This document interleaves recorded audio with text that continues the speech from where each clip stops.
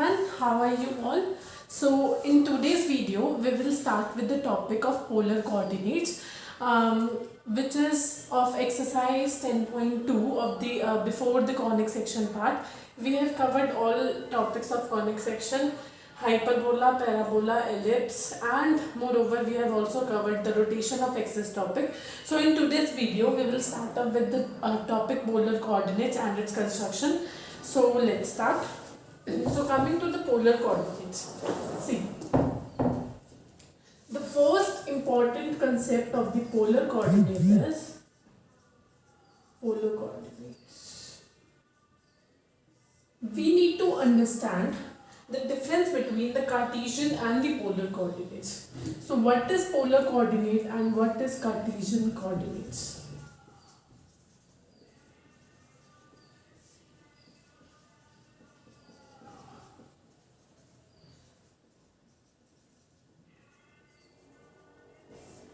सी, देखो polar coordinate क्या होता है? पोलर कोऑर्डिनेट में क्या होता है कि ये होती है इनिशियल रे, और इस इनिशियल रे के साथ एक एंगल थीटा बनाया जाता है. दिस इज योर इनिशियल रे, और इस इनिशियल रे के साथ एक एंगल थीटा बनाया जाता है. This is your pole. इस ओरिजिन को हम कहते हैं pole. This is our pole. This is our polar axis. This is our pole and this is our polar axis. And this ray is known as the initial ray. ये पोल होता है, ये polar axis होता है, और ये हमारा initial रे होता है. और ये जो ये थीटा एंगल होता है, this theta angle is theta is the angle between the polar axis and the ray. Theta is the angle between polar axis and ray. तो बेसिकली पोलर कोऑर्डिनेट्स, तो जो पोलर कोऑर्डिनेट आता है that is represented by r, theta. That is represented by r, theta, where r is root of x square plus y square. This is our r, this is our x, this is our y. तो जब हम इसको resolve करेंगे ना, ये x है, ये y है, ये r है, तो जब हम इसको रिजॉल्व करेंगे x equal to R cos theta, y equal to R sine theta, squaring and adding both side, x square plus y square equal to R square sine square theta plus cos square theta. So r equal to root of x square plus y square. तो देखो polar coordinate, तो ये जो r comma theta है ना, इस r comma theta को ही कहा जाता है पोलर कोऑर्डिनेट. इस r कॉमा थीटा को ही कहा जाता है पोलर कोऑर्डिनेट. तो पोलर कोऑर्डिनेट में सबसे ज्यादा इंपॉर्टेंट चीज क्या होती है? One is the polar axis, another is the initial ray. This is our x axis, this is our y axis. 0,0 origin is our pole. Theta is the angle between the polar axis and the ray. r, theta से इसको represent किया जाता है. r की value होती है root x square plus Y square. x is this and y is this. ठीक है. So this is the representation and everything about the polar coordinate. Now coming to the topic of Cartesian coordinates. So basically what are Cartesian coordinates? Cartesian coordinate को समझने से पहले we need to understand कि ये जो polar coordinates होते हैं ना, ये unique नहीं होते. They are not unique. कि सिर्फ एक ही तरह का नहीं होता, नॉट यूनिक. बहुत सारे तरह के हो सकते हैं, क्योंकि थीटा वेरी करता है. थीटा ऐसे भी हो सकता है, थीटा ऐसे भी हो सकता है. तो these polar coordinates are not unique. Whereas जो कार्टेशियन कोऑर्डिनेट्स होते हैं वो यूनिक होते हैं, वो सेम रहते हैं. कार्टेशियन कोऑर्डिनेट्स क्या होते हैं? This is our X axis, this is our Y axis. ठीक है, एक्स एक्सिस से परपेंडिकुलर डाला, वाई एक्सिस से परपेंडिकुलर डाला, तो ये जो ये पॉइंट होता है this is our X comma Y, और इसी को कहते हैं कार्टेशियन कोऑर्डिनेट. ये कार्टेशियन कोऑर्डिनेट क्यों कहा? क्योंकि ये कार्टेशियन लाइन से आया है. ठीक है, X comma Y is Cartesian coordinate, और ये हमेशा कैसी होती है? Mutually perpendicular lines. These are the mutually perpendicular lines. ठीक है. अब this is the difference between the polar coordinate and the Cartesian coordinate. Cartesian coordinate को कैसे एक्सप्रेस किया जाता है? एक्स कॉमा वाई, और पोलर कोऑर्डिनेट्स को किया जाता है आर कॉमा थीटा की फॉर्म में.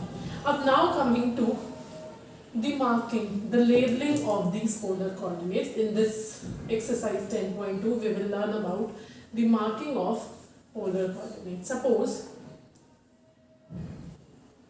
अच्छा हाँ, एक और कॉन्सेप्ट है, द कॉन्सेप्ट इज कि अगर आर पॉजिटिव है तो डायरेक्शन रहेगी पॉजिटिव की तरफ, अगर आर नेगेटिव है तो डायरेक्शन हो जाएगी अपोजिट। आर पॉजिटिव है तो डायरेक्शन रहेगी पॉजिटिव की तरह, आर नेगेटिव है तो डायरेक्शन हो जाएगी अपोजिट। वो कैसे होगी आपको एग्जाम्पल से बताते हैं।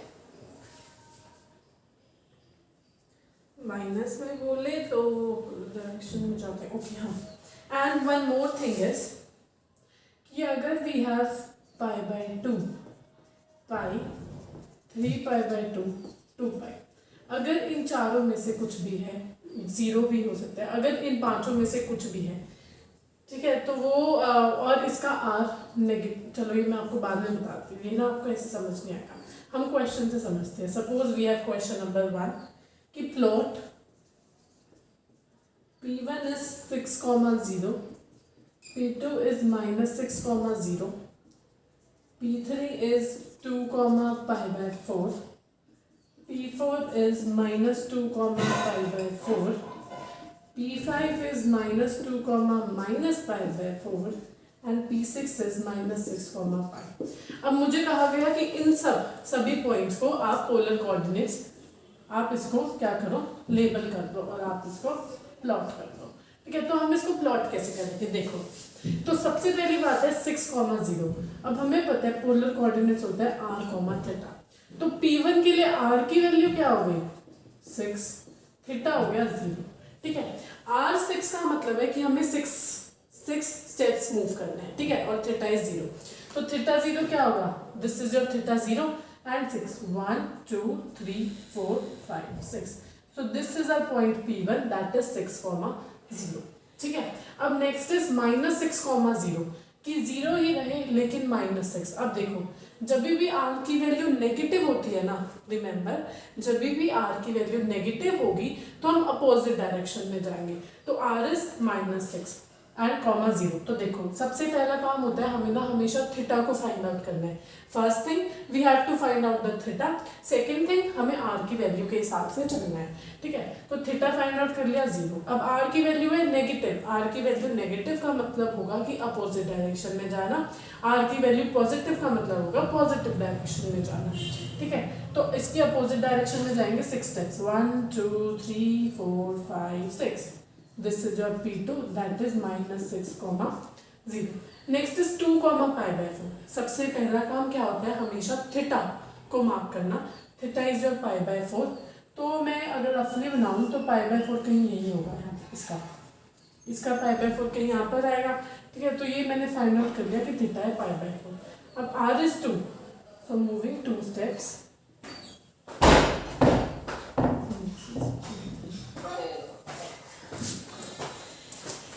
so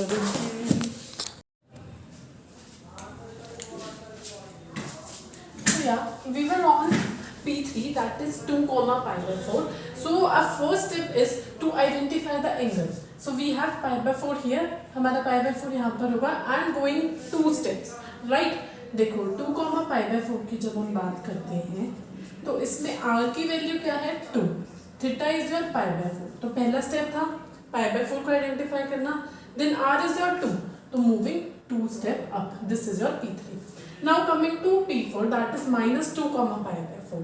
see, -2, pi by 4 indicates कि pi by 4 को तो हमने इंडिकेट कर लिया, मतलब pi by 4 हमने ढूंढ लिया theta, and that is r is -2, r is -2 means opposite direction of that line. तो देखो pi by 4 के अपोजिट क्या होगा, ये वाला pi by 4 के अपोजिट जाएंगे, क्योंकि r अगर नेगेटिव होता है तो वी नो कि हमें अपोजिट जाना होता है, सो this will be opposite, that is -2 and this is your P4।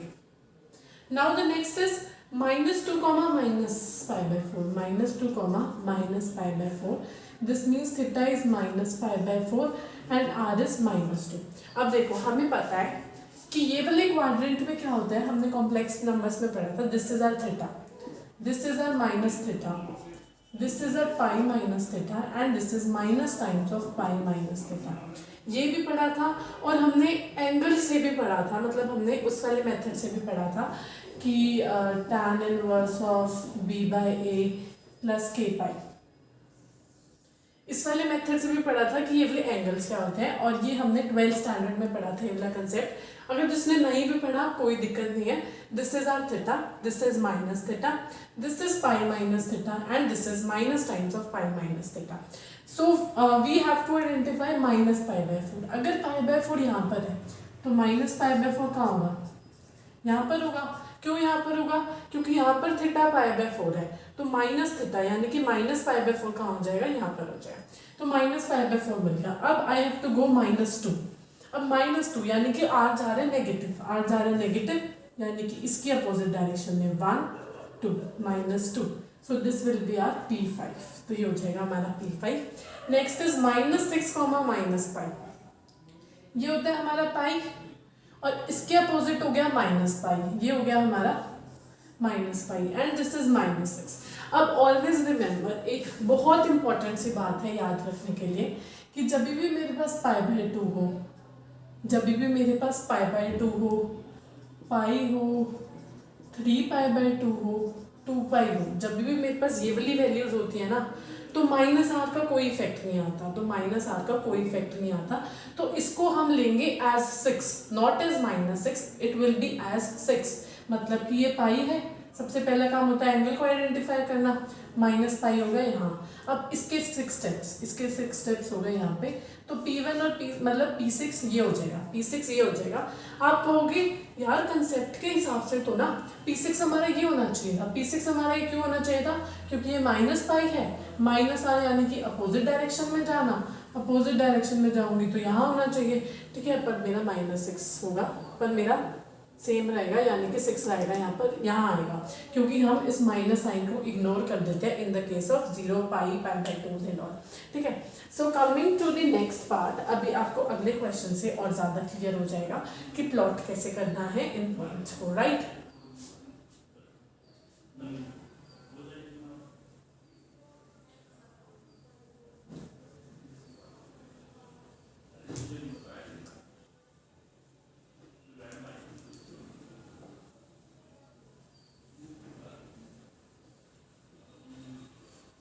So next question says, in each of the part determine the value of in each of the part find the polar coordinates. हम marking सीखते हैं। Plot the points in the polar coordinates. Question number 1 and 2 है, plot the points in the polar coordinates. 1 is 3, pi by 4. B is 5, 2 pi by 3. Next is 1, pi by 2. Another one is 4, 7 pi by 6. अगला है -6, -5. Next is -1, 9 pi by 4. हमें इन सभी points को क्या करना है, mark करना है। इसको मैंने नाम दे दिया P1, P2, P3, P4, P5, P6। तो सबसे पहले मैंने क्या किया, कोऑर्डिनेट एक्सिस को ड्रॉ किया। कोऑर्डिनेट एक्सिस को ड्रॉ करने के बाद first step is to mark the angle theta. 3, pi by 4 में थीटा क्या हो जाएगा, पाई बाय 4, है ना। 3, पाई बाय 4 हमें पता है क्या होता है, r, theta. So r is 3 and theta is pi by 4। तो सबसे पहले काम है पाई बाय 4 को, मैंने फ्री हैंड पाई बाय 4 को ड्रॉ कर लिया, ये हो गया मेरा पाई बाय 4। अब उसने बोले R3 यानी कि 3 steps 1 2 3, this is our P1। Next is 5, 2 pi by 3। अब देखो 2 पाई बाय 3, 2 पाई बाय 3 क्या होता है, पाई minus pi by 3। Pi minus pi by 3 होता है, pi minus this is your pi, ठीक है, this is your 0, this is your pi by 2 and this is your 3 pi by 2, ठीक है। अब पाई माइनस का मतलब क्या है, पाई माइनस, पाई माइनस का मतलब क्या है, सेकेंड क्वाड्रेंट। पाई से पहले, अरे सिंपल सी बात है यार, पाई से पहले कौन सा होगा, सेकेंड क्वाड्रेंट होगा ना। पाई से पहले होगा सेकेंड क्वाड्रेंट, यानी कि 2 पाई बाय 3 इस वाले क्वाड्रेंट में होने वाला है। पाई माइनस पाई बाय 3 यानी कि पाई में से पाई बाय 3 घटा दो, यानी कि ये वाला एंगल पाई बाय 3 होगा। पाई minus pi by 3 is 2 pi by 3, तो ये वाला रेज हो जाएगी, this will B 2 pi by 3, this will B 2 pi by 3, यानी कि ये वाला एंगल होने वाला है 2 पाई बाय 3। आप इससे थोड़ा सा कंफ्यूज हो जाओगे, इसको याद मत रखो, ठीक है। आप बस ये देखो कि 2π/3 को मैं कैसे लिख सकती हूँ, पाई माइनस π/3 लिख सकती हूँ। तो पाई माइनस यानी कि पाई से पहले वाला क्वाड्रेंट, पाई से पहले वाला क्वाड्रेंट ये हो जाएगा। अब पाई के साथ कितना एंगल बनाना है, जो माइनस करके लिखा, that is π/3। So this will be your 2π/3। अब ये आ गया 2π/3। अब दिस इज 5, 2π/3 यानी कि r की वैल्यू है 5, 1 2 3 4 5। This is your P2, right. Another is 1, π/2, 1, π/2 मतलब π/2 पे 1 step 1। This is your P3. Next is 4, 7 π/6। अब मैं 7 π/6 को कैसे लिख सकती हूँ, पाई प्लस π/6 ऐसे लिख सकती हूँ, पाई प्लस π/6। पाई प्लस का मतलब थर्ड क्वाड्रेंट, पाई प्लस का मतलब थर्ड क्वाड्रेंट, और पाई के साथ कितने का एंगल बन रहा है, π/6 का। तो पाई के साथ जी मुझे π/6 का एंगल बनाना है। तो ये π/6 का एंगल बनाएगा और इस रे को कहेंगे हम 7 π/6। अब कितना है, 4, 7 π/6 यानी कि 4 steps, 1 2 3 4 and this is your P4। Now the next is -6, -π। पहला काम होता है एंगल को ढूंढना।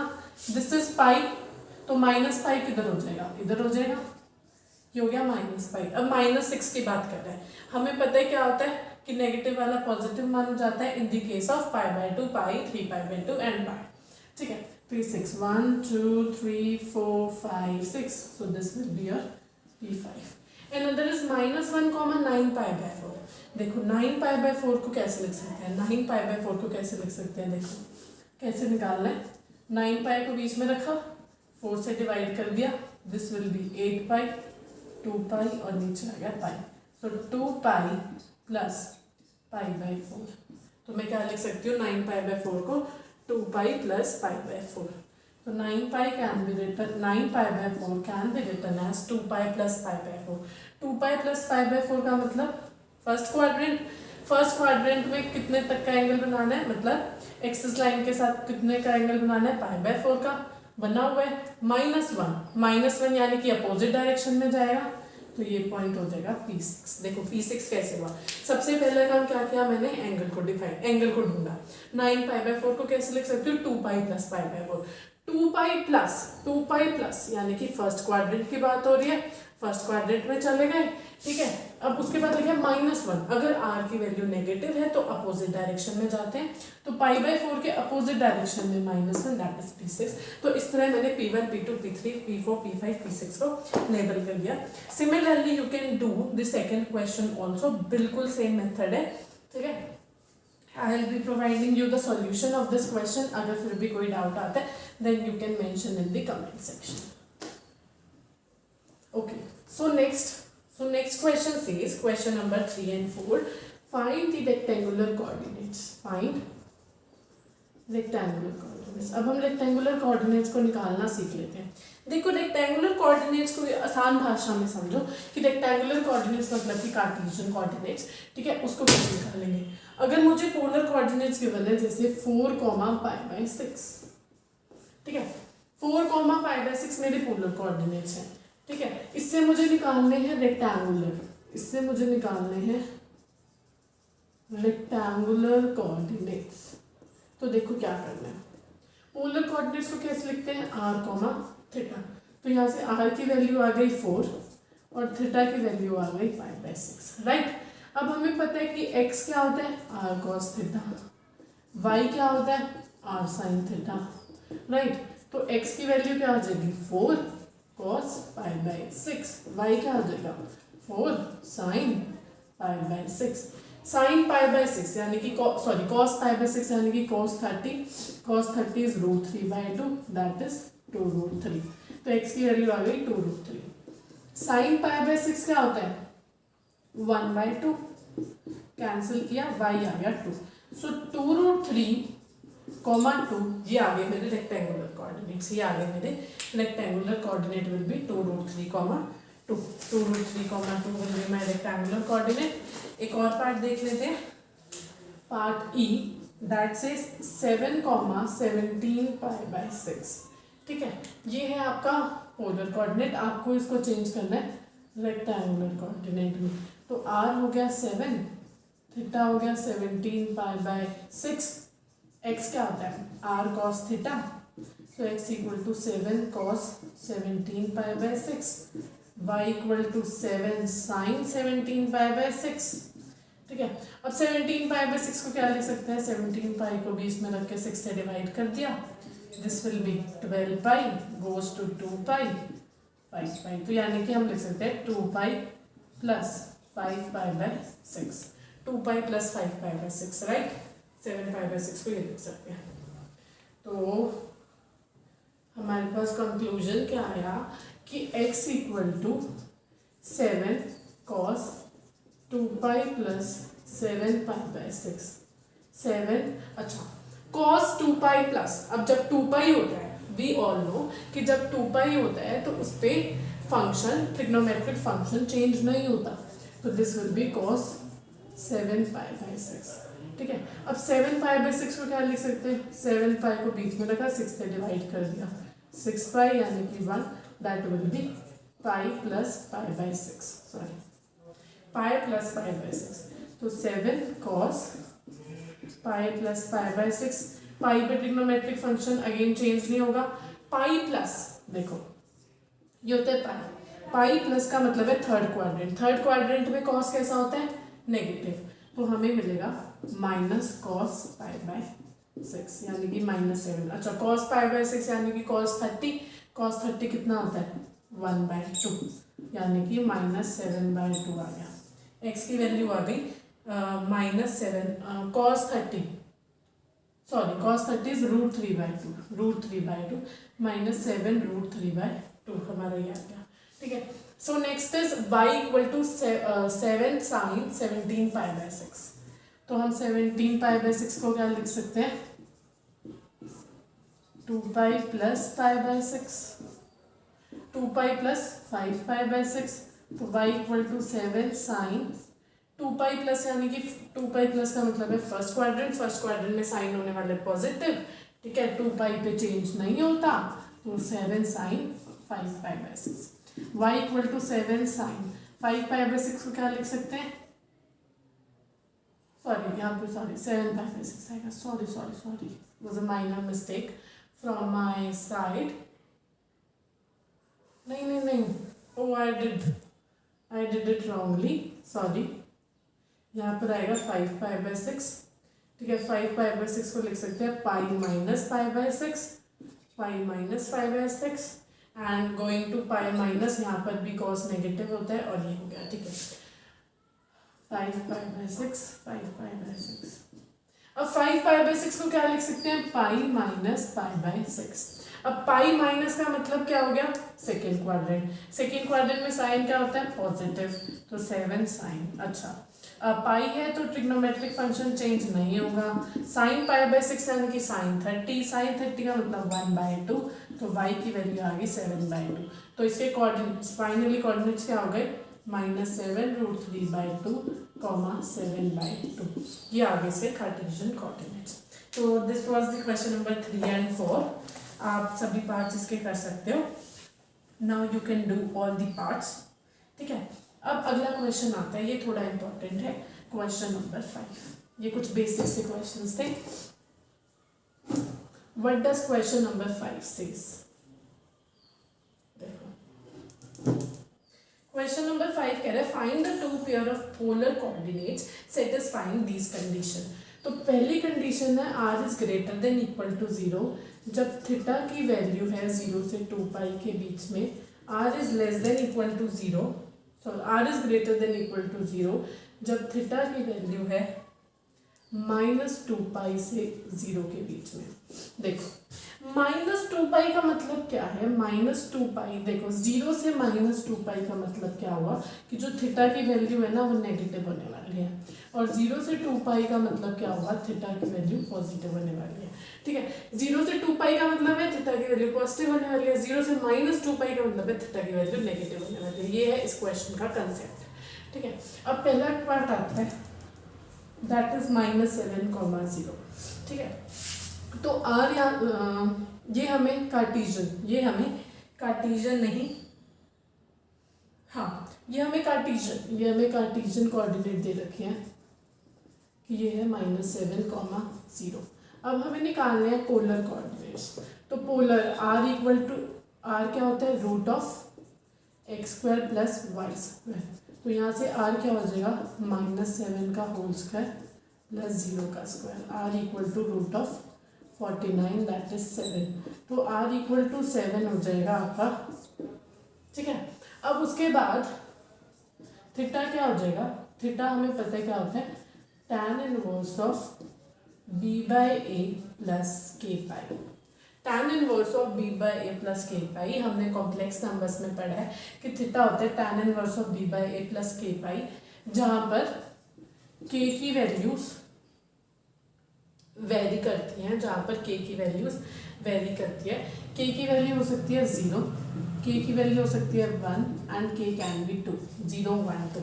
जिसने नहीं पढ़ा कॉम्प्लेक्स नंबर में ये वाला कंसेप्ट वो यहाँ पर समझ लो कि थीटा का फॉर्मूला होता है tan inverse of b by A plus के पाई।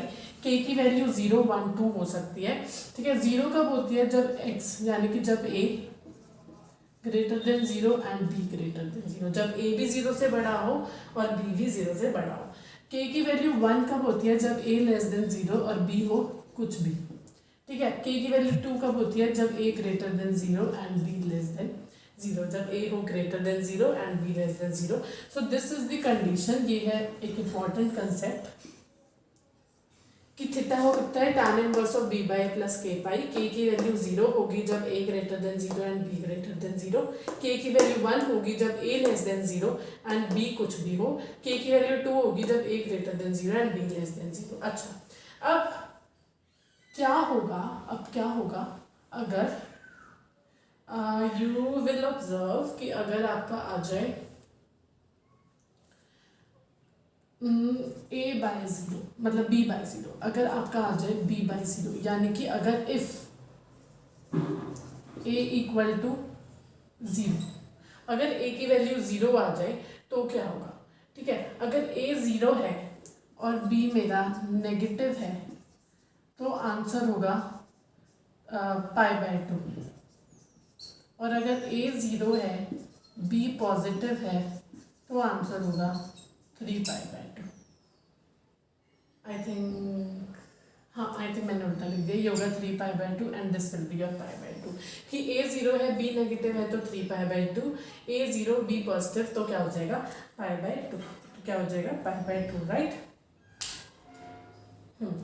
Yes, so this is the case, a 0 b negative 3 pi by 2, a 0 b positive pi by 2। अब इसको अप्लाई करके देखते हैं, ठीक है। ये थोड़ा सा आपको लग रहा होगा यार ये इसने क्या बता दिया, ये तो हमने आज तक पढ़ा ही नहीं। तो देखो सिंपल सी बात है, थीटा का फॉर्मूला होता है tan inverse of b by A plus के पाई।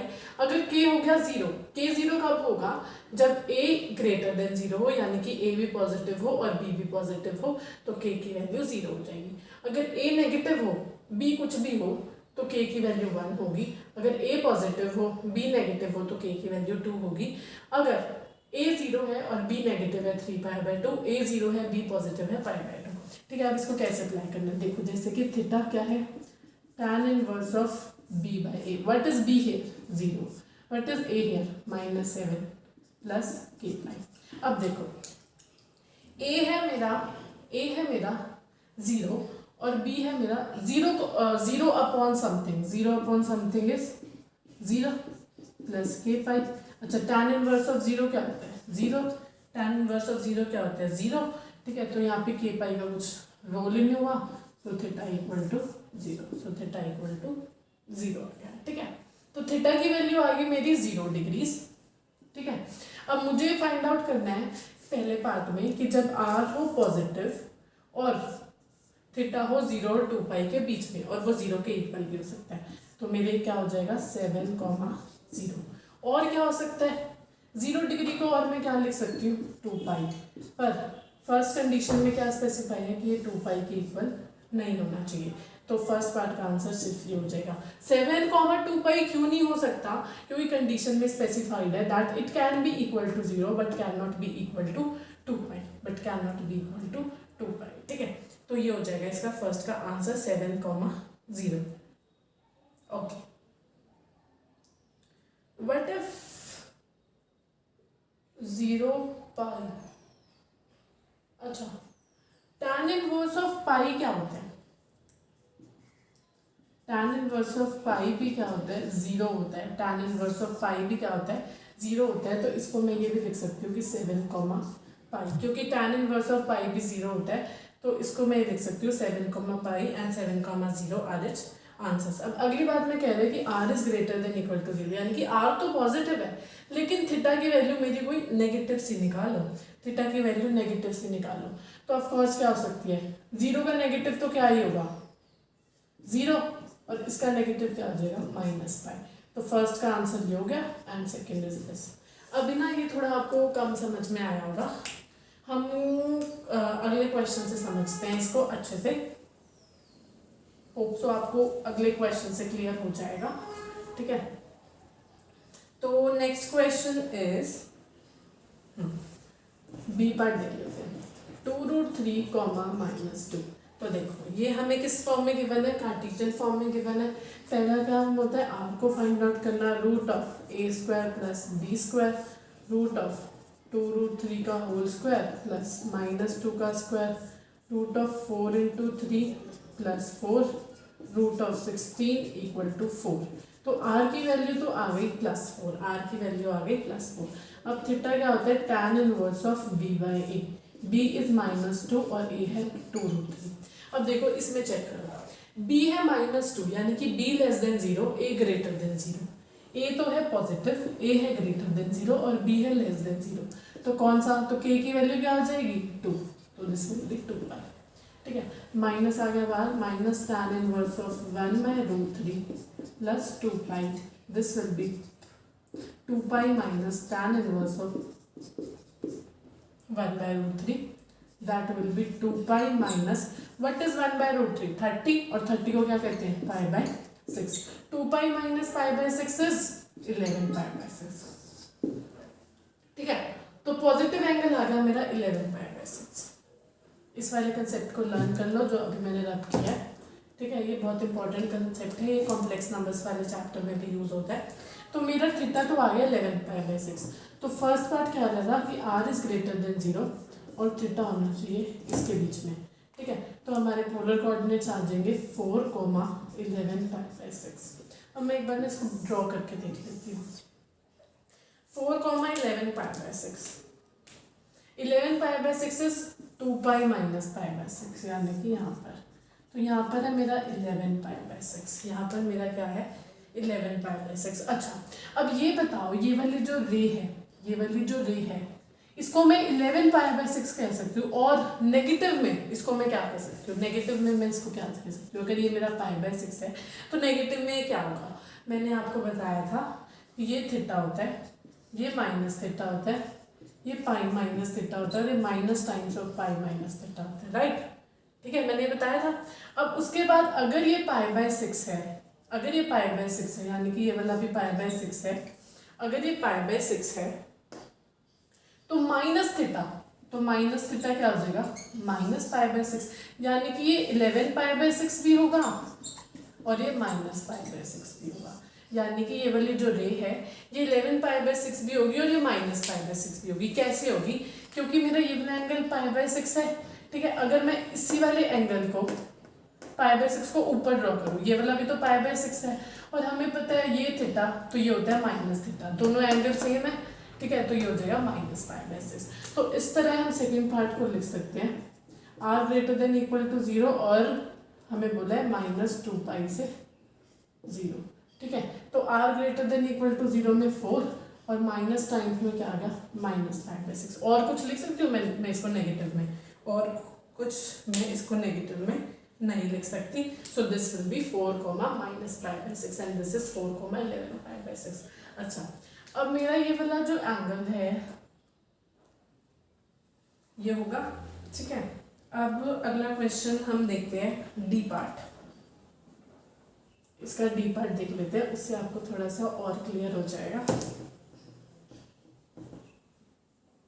पोलर, तो हमने अभी तक क्या सीख लिया, हमने सीख लिया पोलर कोऑर्डिनेट्स की प्लॉटिंग, हमने सीख लिया रेक्टेंगुलर कोऑर्डिनेट्स, पोलर से रेक्टेंगुलर कैसे निकालते हैं, रेक्टेंगुलर से पोलर हम अभी सीख रहे हैं। तो डी पार्ट सेज -8, -8, ये मेरे कार्टेशियन पॉइंट्स है, इसको मुझे पोलर में चेंज करना है। तो सबसे पहला काम होता है आर की वैल्यू निकालना, -8 का स्क्वायर प्लस -8 का square, this is √64 plus √64 that is 8√2। तो r की वैल्यू आ गई 8√2। अब हमें पता है tan इनवर्स ऑफ b/a यानी कि -8/-8 प्लस k पाई। ठीक है, ये तो कट हो गया tan इनवर्स ऑफ 1 यानी कि ये तो बन गया पॉजिटिव, तो k की वैल्यू हो जाएगी 0 दैट इज π/4। तो थीटा आ गया मेरा π/4, थीटा आ गया मेरा π/4। कैसे आया? हमने सबसे पहले r निकाला, tan इनवर्स ऑफ b/a के दोनों माइनस कैंसिल हो गए, तो ये दोनों वैल्यूज मेरी पॉजिटिव हो गई। और जब a भी पॉजिटिव b भी पॉजिटिव तो k की वैल्यू क्या होती है? 0। So tan inverse of 1 that is theta equal to π/4। तो थीटा आ गया π/4। तो सिंपल सी बात है, फर्स्ट पार्ट क्या हो गया? 8√2, π/4। इसको मार्क कर लेते हैं, ये π/4 है, 8√2 का यहाँ हो गया। ठीक है, अब मैं π/4 को और क्या लिख सकती हूँ? मैं π/4 को और क्या लिख सकती हूँ? ठीक है, 8√2, π/4 हमारा आ गया, राइट। सो या π/4 को हम और क्या लिख सकते हैं? दिस इज 2π प्लस π/4 यानी कि 8 और दिस इज 9π/4। मैं इस π/4 को पॉजिटिव में और क्या लिख सकती हूँ? 9π/4, लेकिन मुझे सिर्फ 0 से 2π तक की रेंज गिवन है, तो मैं इसको 9π/4 नहीं लिखूंगी। अच्छा, और क्या लिख सकते हैं? π प्लस π/4 नेगेटिव नेगेटिव, π माइनस, दोनों का नेगेटिव होना यानी कि ये अगला quadrant minus times of pi minus theta minus times of pi minus π/4 -3π/4। ठीक है, तो नेगेटिव वैल्यू में देखो, अब इसको देख के अब हमने इसको कैंसिल आउट कर दिया और मुझे लगा कि इसका एंगल थोड़ा π/4 आएगा, पर देखा जाए तो x भी नेगेटिव है, y भी नेगेटिव है, तो क्वाड्रेंट तो होना चाहिए थर्ड क्वाड्रेंट, x भी नेगेटिव y भी नेगेटिव। ठीक है, क्वाड्रेंट होना चाहिए थर्ड क्वाड्रेंट यानी कि थर्ड क्वाड्रेंट में π/4 की ड्राइंग होनी चाहिए। ठीक है, अब इस थर्ड क्वाड्रेंट में मैं पॉजिटिव में क्या लिख सकती हूँ? मैं पॉजिटिव में लिख सकती हूँ π प्लस π/4। इस वाले एंगल को मैं क्या लिख सकती हूँ? π प्लस π/4 यानी कि 5π/4। तो हमारी ये वाली रे काउंट नहीं होगी, हमारी ये वाली रे काउंट होगी। हमारी ये वाली क्यों होगी? क्योंकि हमें पता है कि हम जब इसको देख रहे हैं तो x भी नेगेटिव है और y भी नेगेटिव है। इसका मतलब है हमारा जो रे बनेगी वो बनेगी थर्ड क्वाड्रेंट में। हमारी जो रे बनेगी that will be in third quadrant. तो मैं चली गई थर्ड क्वाड्रेंट में।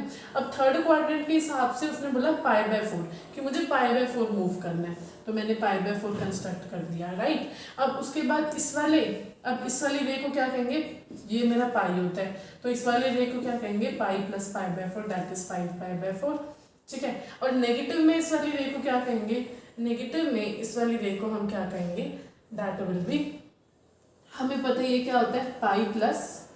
पाई माइनस थीटा, और ये क्या होता है? Minus times of pi minus theta. This will be minus times of pi minus π/4 that is -3π/4।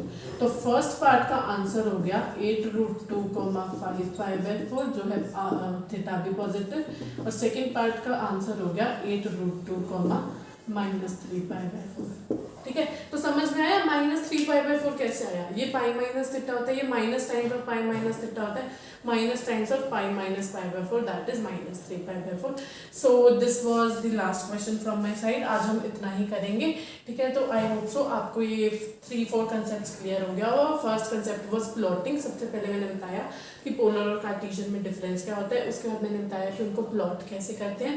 And other one was कि पोलर से कार्टेशियन कैसे बनाना है, और अब मैंने सिखाया कार्टेशियन से पोलर में कैसे जाना है। इसके बाद हम सीखेंगे sketching. So I hope so आपको ये कंसेप्ट इतना क्लियर हो गया होगा। So I have covered till question number 5, 1 2 3 4 5। आप एक्सरसाइज में से ट्राई कर सकते हैं, बाकी मैं आपको डिस्क्रिप्शन में भी प्रोवाइड करा दूंगी solution. So thank you for your patience, thank you for attending, thank you.